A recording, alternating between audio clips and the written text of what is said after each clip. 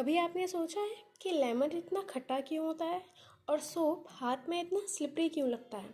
इन छोटे छोटे सवालों के पीछे छुपी है एक इंटरेस्टिंग केमिस्ट्री, जिसे हम पढ़ेंगे आज के chapter acids, basis and salt में। तो सबसे पहले स्टार्ट करते हैं अपने फर्स्ट टॉपिक एसिड से और समझते हैं कि ये एसिड्स क्या होते हैं। तो एसिड्स ऐसे सब्सटेंसेस होते हैं जो केमिकल रिएक्शंस के दौरान हाइड्रोजन आयंस यानी H+ आयंस को रिलीज़ करते हैं। इन H+ आयंस की वजह से एसिड्स अपनी खास प्रॉपर्टीज़ दिखाते हैं।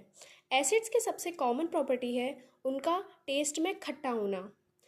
जब आप लेमन या ऑरेंज खाते हैं तो उनका टेस्ट खट्टा लगता है क्योंकि उनमें एसिड्स प्रेजेंट होते हैं। लेमन और ऑरेंज में सिट्रिक एसिड्स प्रेजेंट होते हैं, जबकि विनेगर में एसिटिक एसिड होता है। एसिड्स को पहचानने का एक और तरीका होता है लिटमस पेपर। अगर हम ब्लू लिटमस पेपर को किसी एसिड के कांटेक्ट में लाएं तो वो रेड कलर का हो जाता है। इस कलर चेंज की मदद से साइंटिस्ट इजीली आइडेंटिफाई कर लेते हैं कि सब्सटेंस एसिडिक है या नहीं। कुछ इंपॉर्टेंट एसिड्स होते हैं जैसे कि हाइड्रोक्लोरिक एसिड जो हमारे स्टमक में डाइजेशन में हेल्प करता है, सल्फ्यूरिक एसिड जो इंडस्ट्रीज़ और बैटरीज में यूज़ होता है, एंड सिट्रिक एसिड जो फ्रूट्स में प्रेजेंट होता है, जो नेचुरली प्रेजेंट होता है। ये रहे कुछ यूजेस ऑफ एसिड्स, जैसे कि जो कोल्ड ड्रिंक बॉटल्स होती हैं उनमें कार्बोनिक एसिड प्रेजेंट होता है, बैटरीज एंड पेंट में sulphuric acid and tartaric acid present होता है। जो इमली होती है उसमें टार्टरिक एसिड प्रेजेंट होता है। या वाइन मैन्युफैक्चरिंग में भी यूज़ होता है। फर्टिलाइजर्स में नाइट्रिक एसिड, और हमारे पेट में जो डाइजेशन होती है, डाइजेशन की प्रोसेस, उसमें हाइड्रोक्लोरिक एसिड यूज़ होता है। और एस्पिरिन में सैलिसिलिक एसिड प्रेजेंट होता है एंड विनेगर में एसिटिक एसिड। और जैसे कि मैंने आपको बताया लेमन एंड ऑरेंज में सिट्रिक एसिड प्रेजेंट होता है।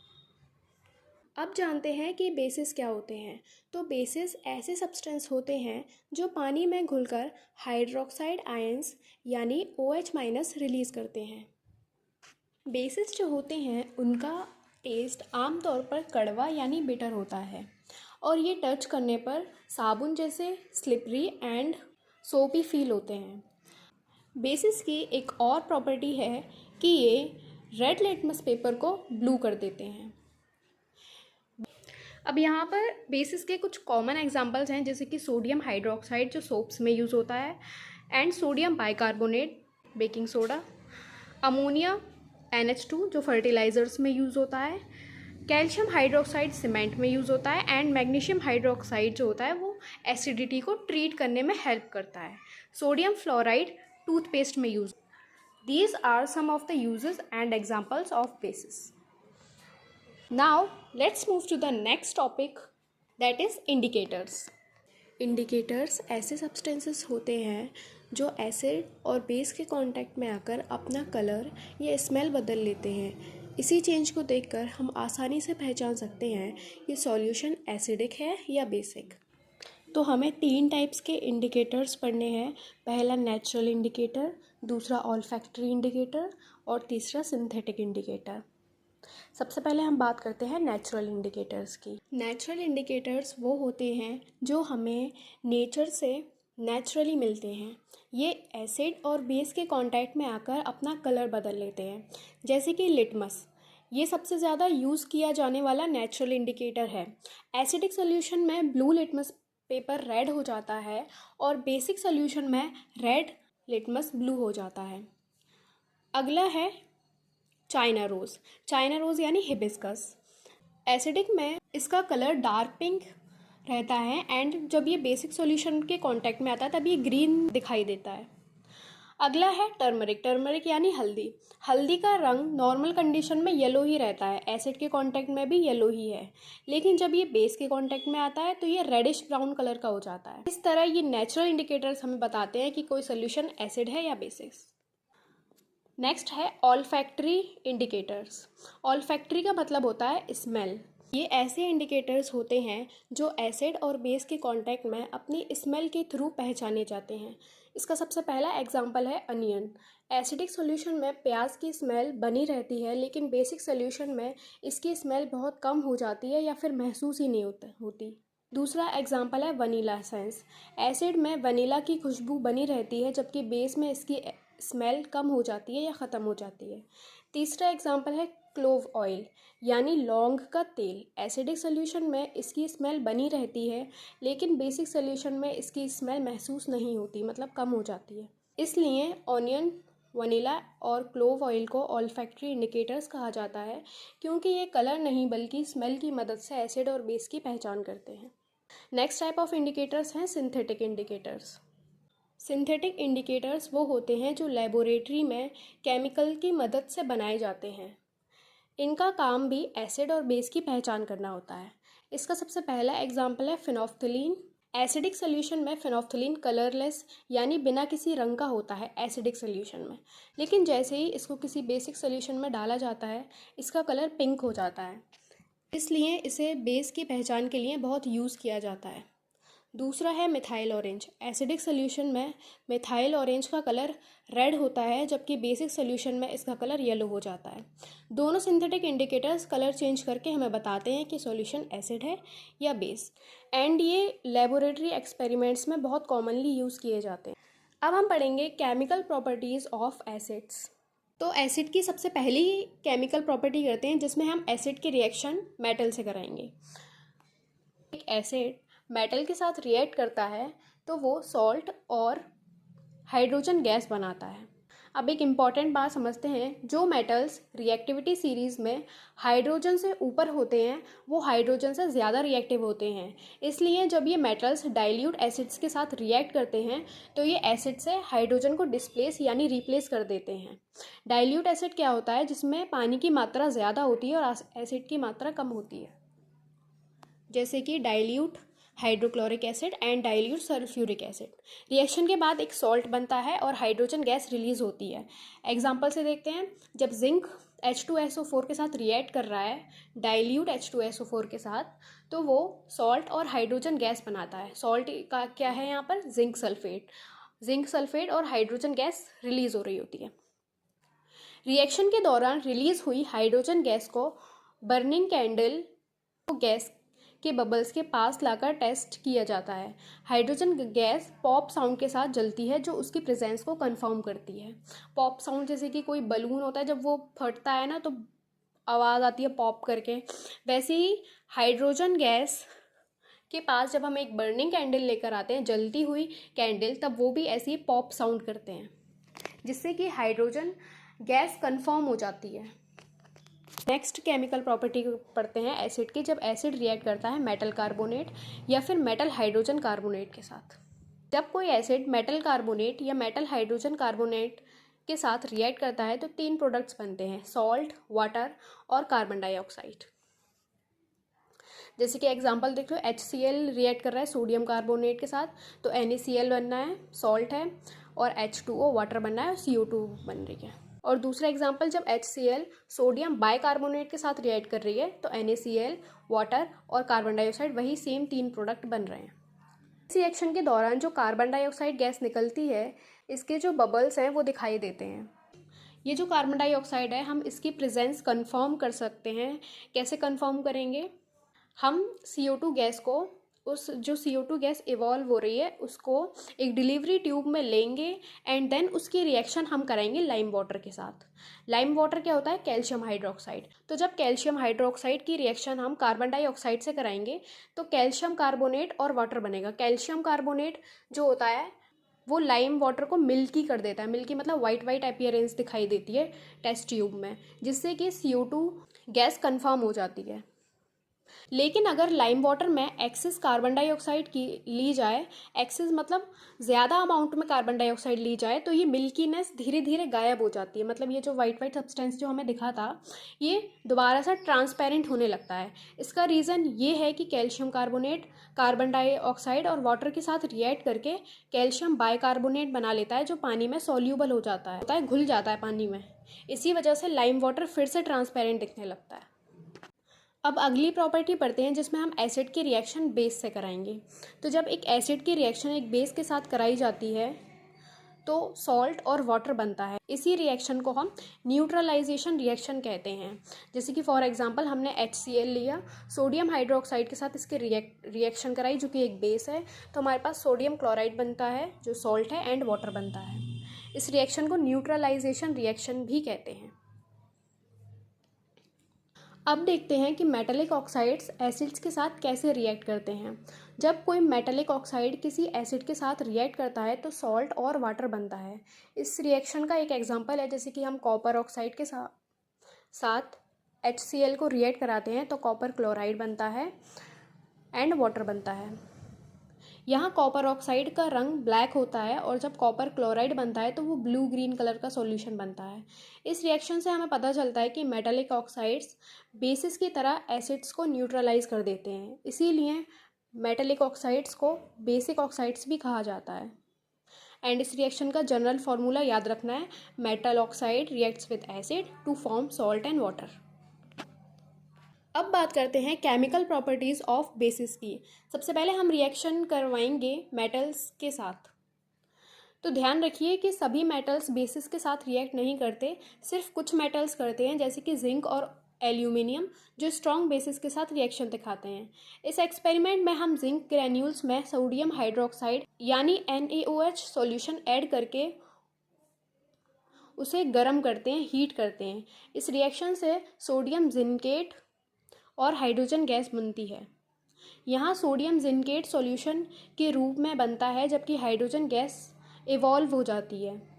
एंड इस हाइड्रोजन गैस को भी हम कंफर्म कर सकते हैं, एक जलती हुई मोमबत्ती लाकर इस गैस के पास लेकर आएंगे, जिससे ये पॉप साउंड करेगी। तो ध्यान रखिएगा कि सभी मेटल्स बेसिस के साथ रिएक्ट नहीं करते, सिर्फ कुछ मेटल्स करते हैं, जैसे कि जिंक और एल्यूमिनियम स्ट्रॉन्ग बेसिस जैसे सोडियम हाइड्रोक्साइड के साथ रिएक्ट करके सॉल्ट और हाइड्रोजन गैस बनाते हैं। अब देखते हैं कि नॉन मेटालिक ऑक्साइड्स बेसिस के साथ कैसे रिएक्ट करते हैं। तो जब कोई नॉन मेटालिक ऑक्साइड किसी बेस के साथ रिएक्ट करता है तो सॉल्ट और वाटर बनता है। इसका पहला एग्जाम्पल है कार्बन डाइऑक्साइड यानी CO2। जब कार्बन डाइऑक्साइड कैल्शियम हाइड्रोक्साइड यानी Ca2OH के साथ रिएक्ट करती है तो कैल्शियम कार्बोनेट और वाटर बनता है। एक और एग्जांपल है इसका सल्फर ट्राइऑक्साइड यानी SO3। ये सोडियम हाइड्रोक्साइड के साथ रिएक्ट करके सोडियम सल्फेट और वाटर बनाता है। इन रिएक्शन से हमें पता चलता है कि नॉन मेटालिक ऑक्साइड्स बेसिस के साथ बिल्कुल वैसे ही रिएक्ट करते हैं जैसे एसिड्स के साथ रिएक्ट करते हैं, इसीलिए नॉन मेटालिक ऑक्साइड्स को एसिडिक ऑक्साइड्स भी कहा जाता है। अब हम अगला टॉपिक पढ़ते हैं, जिसका नाम है what do all acids and all basis have in common. मतलब एसिड्स और बेसिस में कॉमन क्या होता है। इस बात को समझने के लिए एक एक्सपेरिमेंट किया जाता है। एक सर्किट बनाया जाता है जिसमें बैटरी, बल्ब और 2 आयरन नेल्स को डाइल्यूट हाइड्रोक्लोरिक एसिड में डिप किया जाता है। जैसे ही स्विच ऑन किया जाता है बल्ब ग्लो करने लगता है। इसका मतलब है कि एसिड सॉल्यूशन इलेक्ट्रिसिटी कंडक्ट करता है। अब इसी एक्सपेरिमेंट को ग्लूकोज और अल्कोहल सॉल्यूशन के साथ रिपीट किया जाता है। इस बार बल्ब बिल्कुल भी ग्लो नहीं करता। ऐसा क्यों होता है? देखो, जो हाइड्रोक्लोरिक एसिड था उसमें भी हाइड्रोजन है और ग्लूकोज और अल्कोहल में भी हाइड्रोजन है, लेकिन हाइड्रोक्लोरिक एसिड तो इलेक्ट्रिसिटी कंडक्ट कर रहा है, लेकिन ग्लूकोज और अल्कोहल क्यों नहीं कर रहा है? क्योंकि ग्लूकोज और अल्कोहल आयंस प्रोड्यूस नहीं करते। आयंस यानी H+ प्रोड्यूस ही नहीं करते। एसिड्स जो होते हैं उनकी यही तो उनकी प्रॉपर्टी होती है कि वो पानी में घुलकर H+ आयंस को रिलीज़ करते हैं। यही H+ आयंस इलेक्ट्रिसिटी कंडक्ट करते हैं और एसिड्स की एसिडिक नेचर के लिए रिस्पॉन्सिबल होते हैं। तो इसीलिए जब हमने HCl को यूज़ करा तो हमारा बल्ब ग्लो करा, इलेक्ट्रिसिटी कंडक्ट हो गई। लेकिन ग्लूकोज और अल्कोहल के केस में इलेक्ट्रिसिटी कंडक्ट नहीं हुई। इसी तरह जब बेसिस पानी में डिसॉल्व होते हैं तो ये भी हाइड्रोक्साइड आयंस यानी OH- प्रोड्यूस करते हैं। अब अगर हम इसी एक्सपेरिमेंट को सोडियम हाइड्रोक्साइड या कैल्शियम हाइड्रोक्साइड जैसे बेसिस के साथ रिपीट किया जाए तब भी इलेक्ट्रिसिटी कंडक्ट होगी, क्योंकि बेसिस पानी में OH- आयंस रिलीज़ करते हैं। अब हम देखेंगे कि एसिड और बेस के साथ क्या होता है जब वो वाटर सॉल्यूशन में मिलाए जाते हैं। लेकिन उससे पहले मैं आपसे एक इम्पॉर्टेंट क्वेश्चन पूछना चाहूँगी, जो कि ये है, क्या एसिड्स हर सिचुएशन में H+ आयंस बनाते हैं? तो इसका आंसर है नो। एसिड्स अपना एसिडिक करेक्टर तभी दिखाते हैं जब वाटर प्रेजेंट हो। एक्सपेरिमेंट से पता चलता है कि dry HCl gas dry litmus paper का कलर चेंज नहीं करती, लेकिन वेट लिटमस पेपर यानी कि गीला लिटमस पेपर अगर हम लेंगे तो उसको रेड कर देती है। इसका मतलब HCl वाटर के कांटेक्ट में आकर ही हाइड्रोजन आयंस बनाती है। अब एक रिएक्शन देखिए, HCl वाटर के साथ रिएक्ट करके हाइड्रोनियम आयन बनाती है, H3O+ यानी हाइड्रोनियम आयन, और Cl- बनाती है। तो यहाँ से हमें ये पता चलता है कि जो फ्री H आयंस होती हैं, फ्री H पॉजिटिव आयंस, ये अलग से एग्जिस्ट नहीं करते, यानी ये फ्रीली एग्जिस्ट नहीं करते। ये वाटर मॉलिक्यूल के साथ कंबाइन होकर हाइड्रोनियम आयंस बनाते हैं। इसी हाइड्रोनियम आयंस की वजह से एसिडिक बिहेवियर दिखाई देता है। अब बात करते हैं बेसिस की। जब सोडियम हाइड्रोक्साइड या पोटेशियम हाइड्रोक्साइड वाटर में डिसॉल्व होते हैं तो ये हाइड्रोक्साइड आयंस यानी OH- रिलीज़ करते हैं, जैसे कि NOH जब डिसॉल्व होता है तो Na+ और OH- में टूट जाता है, और KOH जब डिसॉल्व होता है तो K+ और OH- में टूट जाता है। इसी तरह मैग्नीशियम हाइड्रोक्साइड भी वाटर में OH- आयंस देता है। याद रखिए, जो बेसिस वाटर में डिसॉल्व हो जाते हैं उन्हें अल्कलीज कहते हैं। जो बेसिस वाटर में डिसॉल्व हो जाते हैं उन्हें अल्कलीज कहते हैं। लेकिन हर बेस अल्कली नहीं होता, क्योंकि हर बेस वाटर में सोल्यूबल नहीं होता। अब जब एसिड और बेस रिएक्ट करते हैं तो न्यूट्रलाइजेशन रिएक्शन होती है, ये हमने पहले ही डिस्कस किया था। तो जब H+ और OH- आयंस एक दूसरे के साथ रिएक्ट करते हैं तो वाटर बन जाता है, यानी हाइड्रोजन आयंस और हाइड्रोक्साइड आयंस मिलकर वाटर बना देते हैं। अब एक और इंटरेस्टिंग बात समझते हैं कि जब हम कंसनट्रेटेड एसिड या कंसनट्रेटेड बेस को वाटर में मिलाते हैं तो बहुत ज़्यादा हीट रिलीज़ होती है। इसीलिए इस प्रोसेस को एक्सोथर्मिक प्रोसेस कहा जाता है। इसी वजह से हमेशा हमें एसिड को धीरे धीरे वाटर में ऐड करते हैं, कभी भी वाटर को एसिड में नहीं डालते। अगर हम इसका उल्टा करेंगे, यानी कि एसिड को वाटर में डालेंगे, तो हीट काफ़ी ज़्यादा रिलीज़ होगी, जिससे हमें नुकसान पहुंच सकता है एंड हमारे हाथ भी जल सकते हैं। वाटर मिलाने से एसिड या बेस के आयंस की कंसंट्रेशन कम हो जाती है। इसी प्रोसेस को डाइल्यूजन कहते हैं। अब हम बात करते हैं यूनिवर्सल इंडिकेटर की। यूनिवर्सल इंडिकेटर एक स्पेशल इंडिकेटर होता है जो सिर्फ ये नहीं बताता कि सॉल्यूशन एसिडिक है या बेसिक, बल्कि पीएच वैल्यू के हिसाब से उसकी स्ट्रेंथ भी बताता है। लेकिन इसके लिए हमें पहले पीएच समझना होगा कि ये पीएच क्या होता है। पीएच का फुल फॉर्म है पोटेंशियल ऑफ हाइड्रोजन। ये बताता है कि किसी सॉल्यूशन में हाइड्रोजन आयंस की कंसंट्रेशन कितनी है। जितनी ज़्यादा H+ आयंस होंगे, सॉल्यूशन उतना ही ज़्यादा एसिडिक होगा। तो पीएच स्केल जो होता है वो 0 से 14 तक होता है। पीएच 7 का मतलब है सॉल्यूशन न्यूट्रल है, जैसे प्योर वाटर।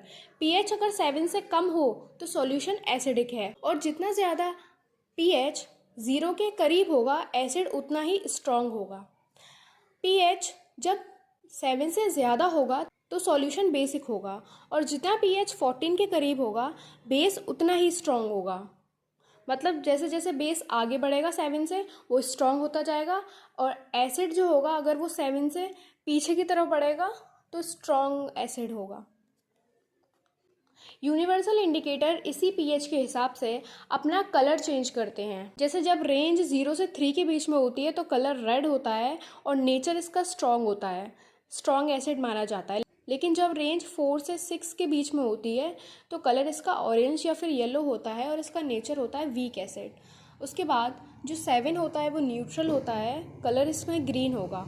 एंड जब पीएच रेंज 8 से 11 के बीच में होती है तो इसका कलर ब्लू होता है एंड नेचर इसका वीक होता है।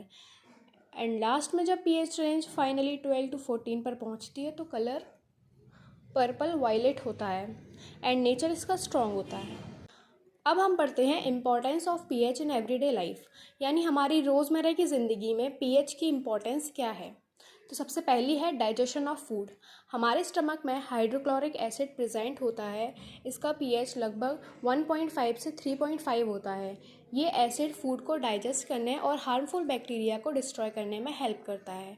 कभी कभी स्टमक में एसिड ज़्यादा बन जाता है, जिससे हमें एसिडिटी और बर्निंग सेंसेशन होती है। इस प्रॉब्लम को दूर करने के लिए एंटासिड्स दिए जाते हैं। एंटासिड्स बेसिक नेचर के होते हैं और एक्स्ट्रा एसिड को न्यूट्रलाइज कर देते हैं, जिससे कि एसिडिटी कम हो जाती है। दूसरा है पीएच ऑफ सॉइल। प्लांट्स की हेल्दी ग्रोथ के लिए सॉइल का पीएच बहुत इंपॉर्टेंट होता है। ज़्यादातर प्लांट्स 6.5 टू 7.5 pH वाली सॉइल में अच्छे से ग्रो करते हैं। अगर सॉइल बहुत ज़्यादा एसिडिक होगी तो उसमें क्विक लाइम यानी CaO या स्लेट लाइम कैल्शियम हाइड्रोक्साइड मिलाया जाता है। और अगर सॉइल बहुत बेसिक हो तो ऑर्गेनिक मैन्योर यूज़ किए जाते हैं। नेक्स्ट है टूथ डिके। हमारे माउथ में बैक्टीरिया शुगर को एसिड्स में कन्वर्ट कर देता है। जब माउथ का pH 5.5 से नीचे चला जाता है तो टूथ इनेमल डिसॉल्व होने लगता है और टूथ डिके शुरू हो जाता है। इसलिए फ्लोराइड वाला टूथपेस्ट यूज़ करना और रेगुलर ब्रशिंग करना इम्पॉर्टेंट है, जिससे कि जो pH होगा वो फिर से लेवल में आ जाए। अगला है pH of blood. Human blood का pH लगभग 7.35 टू 7.45 होता है। अगर ब्लड का pH इस रेंज से बाहर चला जाए तो बॉडी के नॉर्मल फंक्शंस डिस्टर्ब हो सकते हैं। इसलिए बॉडी ब्लड का pH केयरफुली मेंटेन करती है। नेक्स्ट है pH in plants and animals. Plants और एनिमल्स दोनों के लिए सुइटेबल pH बहुत ज़रूरी होता है। अगर इन्वायरमेंट का pH बहुत ज़्यादा चेंज हो जाए तो उनकी ग्रोथ और सर्वाइवल पर बुरा इफ़ेक्ट पड़ता है। नेक्स्ट है honey bee sting. Honey bee का स्टिंग एसिडिक होता है। हनी बी को तो सबने काटा होगा, हनी बी ने तो सबको ही काटा होगा, क्योंकि इसमें फॉर्मिक एसिड होता है एंड जब ये हमें काटती है तो हमारे अंदर फॉर्मिक एसिड इंजेक्ट कर देती है, जिससे हमें दर्द और इरिटेशन फील होती है। अब ये हमारे अंदर एसिड इंजेक्ट कर देती है तो ऑब्वियसली हमें इस पर कोई बेस लगाना चाहिए, जिससे कि जो रिएक्शन होगी वो न्यूट्रलाइज हो जाएगी। तो हम कौन सा बेस लगाते हैं? Sodium hydrogen carbonate, that is baking soda, and ये उस एसिड को न्यूट्रलाइज कर देता है। नेक्स्ट पढ़ते हैं एसिड रेन। जब रेन वाटर का pH 5.6 से कम हो जाता है तो उसे एसिड रेन कहते हैं। ये मेनली सल्फर डाइऑक्साइड और नाइट्रोजन ऑक्साइड्स की वजह से होती है। Acid rain plants, building, soil और एक्वाटिक लाइफ को बहुत ज़्यादा डैमेज कर देती है। अब तक हमने एसिड्स और बेसिस के बारे में डिटेल में समझा, लेकिन जब एसिड और बेस आपस में रिएक्ट करते हैं तो वो एक नया सब्सटेंस सॉल्ट बनाते हैं। लेकिन ध्यान रहे, हर सॉल्ट सिर्फ खाने वाला नमक नहीं होता। केमिस्ट्री में सॉल्ट एक बहुत बड़ा ग्रुप है, जिसमें सोडियम क्लोराइड के अलावा भी हज़ारों कंपाउंड्स आते हैं।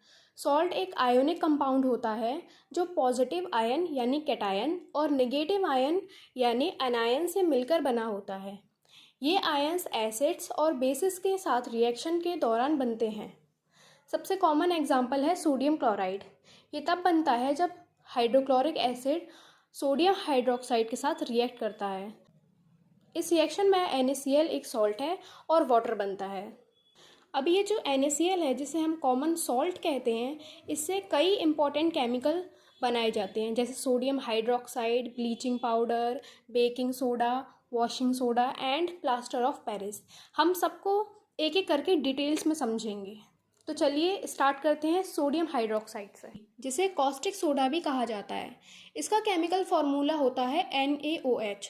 सोडियम हाइड्रोक्साइड को कॉमन सॉल्ट यानी सोडियम क्लोराइड से प्रिपेयर किया जाता है। इसके लिए पहले NaCl को एक्वस सॉल्यूशन, जिसे ब्राइन कहते हैं, वो लिया जाता है। जब इस ब्राइन सॉल्यूशन में इलेक्ट्रिसिटी पास की जाती है तो सोडियम क्लोराइड डिकम्पोज हो जाता है और 3 प्रोडक्ट्स बनाता है, sodium hydroxide, chlorine and hydrogen gas. इस प्रोसेस को क्लोर एल्कली प्रोसेस भी कहते हैं। इसका नाम क्लोर एल्कली इसलिए रखा गया है क्योंकि इस प्रोसेस में क्लोरीन और एल्कली यानी सोडियम हाइड्रोक्साइड दोनों बनते हैं। इसकी रिएक्शन कुछ इस तरह होती है, जब NaCl वाटर के साथ रिएक्ट करता है तो NaOH क्लोरीन एंड हाइड्रोजन बना लेता है। अब बात करते हैं इसके यूजेस की। सोडियम हाइड्रोक्साइड का यूज़ मेनली सोप्स और डिटर्जेंट्स बनाने में यूज़ किया जाता है। ये पेपर इंडस्ट्री में भी बहुत यूज़फुल है और ये PVC मैन्युफैक्चरिंग में भी बहुत काम आता है। इसके अलावा पेट्रोल या ऑयल रिफाइनिंग में भी कॉस्टिक सोडा का इस्तेमाल किया जाता है। अब हम बात करते हैं बेकिंग सोडा की। इसका केमिकल नाम सोडियम हाइड्रोजन कार्बोनेट है और इसका केमिकल फार्मूला होता है NaHCO3। बेकिंग सोडा को कॉमन सॉल्ट यानी सोडियम क्लोराइड से प्रिपेयर किया जाता है। जब ब्राइन सॉल्यूशन में अमोनिया और कार्बन डाइऑक्साइड पास की जाती है तो सोडियम हाइड्रोजन कार्बोनेट बनता है। अब बात करते हैं इसकी प्रॉपर्टीज़ की। बेकिंग सोडा एक वाइट क्रिस्टलाइन सॉलिड होता है। ये बेसिक इन नेचर होता है लेकिन एक मिल्ड और नॉन कोरेसिव बेस है, इसलिए इसे सेफ्टी के डेली लाइफ एप्लीकेशन में यूज़ किया जाता है। अब देखते हैं इसके कुछ इंपॉर्टेंट यूजेस। बेकिंग सोडा का सबसे कॉमन यूज़ बेकिंग पाउडर बनाने में होता है। बेकिंग पाउडर में बेकिंग सोडा के साथ एक मिल्ट एडिबल एसिड भी होता है। जब इसे हीट किया जाता है तो कार्बन डाइऑक्साइड रिलीज़ होती है, जिसकी वजह से केक और ब्रेड सॉफ्ट और फ्लफ़ी बन जाते हैं। इसके अलावा बेकिंग सोडा को एंटासिड के रूप में भी यूज़ किया जाता है। ये स्टमक की एक्स्ट्रा एसिड को न्यूट्रलाइज करके एसिडिटी से रिलीफ देता है। बेकिंग सोडा का use soda acid fire extinguisher में भी होता है। इस रिएक्शन से कार्बन डाइऑक्साइड गैस निकलती है जो आग को बुझाने में मदद करती है। अब हम बात करेंगे वॉशिंग सोडा की। इसका केमिकल नाम सोडियम कार्बोनेट डेकाहाइड्रेट है और इसका केमिकल फार्मूला होता है Na2CO3.10H2O। वॉशिंग सोडा को बेकिंग सोडा को हीट करके प्रिपेयर किया जाता है। सबसे पहले बेकिंग सोडा को हीट करने पर सोडियम कार्बोनेट बनता है।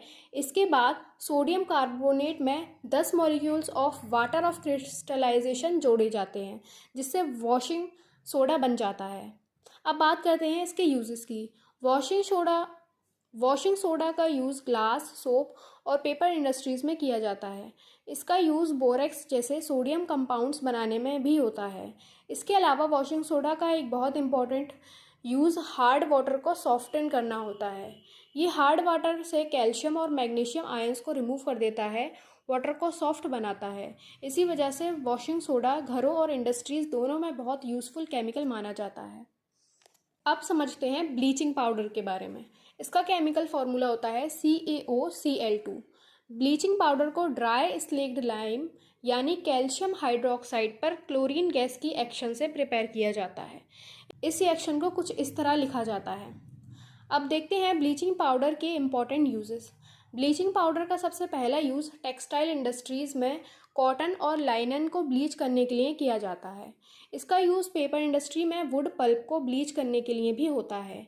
ब्लीचिंग पाउडर एक अच्छा डिसइंफेक्टेंट भी है, इसलिए इसका इस्तेमाल ड्रिंकिंग वाटर को जर्म्स से फ्री और सेफ बनाने के लिए किया जाता है। इसके अलावा ब्लीचिंग पाउडर को ऑक्सीडाइजिंग एजेंट के रूप में भी केमिकल इंडस्ट्रीज़ में यूज़ किया जाता है। अब बात करते हैं लास्ट सॉल्ट की, जिसका नाम है प्लास्टर ऑफ पेरिस, जिसे हम शॉर्ट में POP भी कहते हैं। इसका केमिकल फार्मूला होता है CaSO4.12H2O। इसे कैल्शियम सल्फेट हेमीहाइड्रेट भी कहते हैं। प्लास्टर ऑफ पेरिस को जिप्सम यानी कैल्शियम सल्फेट डाईहाइड्रेट को लगभग 373 केल्विन यानी 100 डिग्री सेल्सियस पर हीट किया जाता है। हीटिंग के दौरान जिप्सम अपने वाटर ऑफ क्रिस्टलाइजेशन का 1.5 मॉलिक्यूल्स खो देता है और प्लास्टर ऑफ पेरिस में बदल जाता है। इसकी रिएक्शन कुछ इस तरह होती है। यह 2H2O से हाफ H2O हो जाता है। अब बात करते हैं प्लास्टर ऑफ पेरिस के यूजेस की। प्लास्टर ऑफ पेरिस का सबसे कॉमन यूज़ फ्रैक्चर्ड बोन्स के लिए कास्ट्स बनाने में होता है। इसका यूज़ स्टैचूज, टॉय और डेकोरेटिव आइटम्स बनाने के लिए भी किया जाता है। POP से फॉल्स सीलिंग्स और वॉल फिनिशिंग भी की जाती है। इसके अलावा इसका यूज़ ब्लैकबोर्ड की चॉक्स और डेकोरेटिव माउल्ट्स बनाने में भी होता है। एक ख़ास बात यह है कि जब प्लास्टर ऑफ पेरिस में पानी मिलाया जाता है तो ये दोबारा जिप्सम में बदल जाता है और हार्ड हो जाता है। इसी प्रॉपर्टी की वजह से इसका यूज़ माउल्ड्स और कास्ट्स बनाने में किया जाता है। और इसी के साथ acids, basis and salt chapter हमारा यहाँ पर कंप्लीट होता है। मिलते हैं नेक्स्ट चैप्टर के साथ। Thanks for watching.